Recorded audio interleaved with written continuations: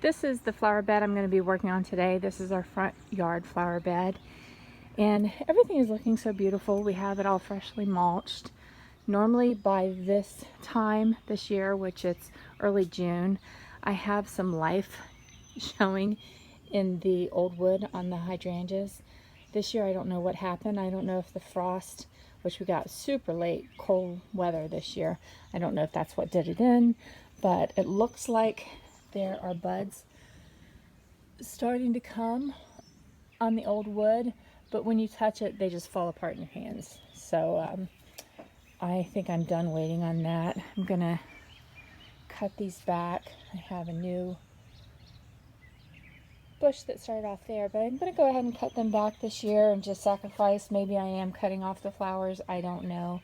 And then in the fall, I'm gonna go ahead and move those to the back of the property and put some hydrangeas in here that flower on new wood and old wood, so that I'm not done. I'm not living with this every spring because everything else looks so pretty.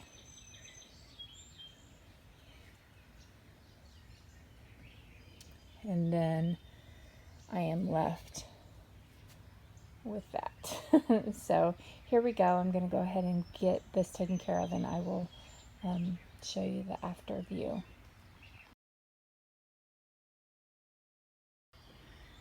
So here we are. Everything's been cut back, and as I was really nervous cutting them off, thinking to myself, I'm probably cutting off every bloom that I was going to have this year. I really don't think I was going to get any blooms anyway.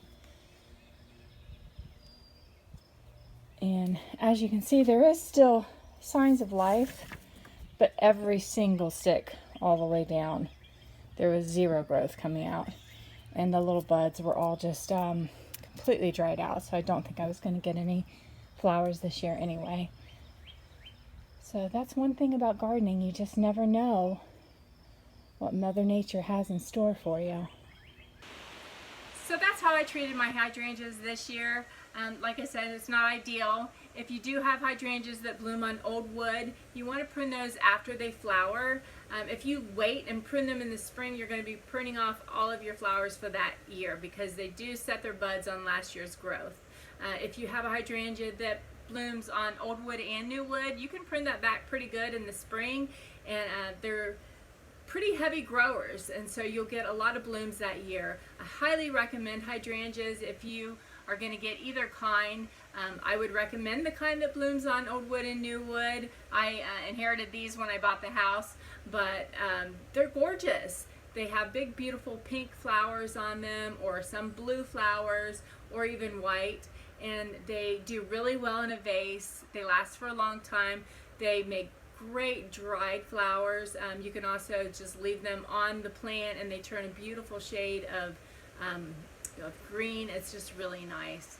So if you have any questions about your hydrangea, always remember to read the tag. The tag will have a lot of information on it. It'll tell you if it blooms on old wood or new wood. It'll tell you if it likes a sunny location or a part sun or a shady location, and it'll also tell you what zone it's rated for. If you get a plant that's rated for zone 10 and you live in zone 6, you're going to want to treat that plant as an annual. Just put it in a pot and enjoy it for that year. Enjoy it for what it is, but it's not going to come back for you next year. So keep that in mind. If you have any questions, please feel free to comment. If you're liking the information that I'm giving you, please subscribe to my channel and hit like. That way I'll be able to share many more videos with you in the future. Happy gardening, and thanks again for gardening with me.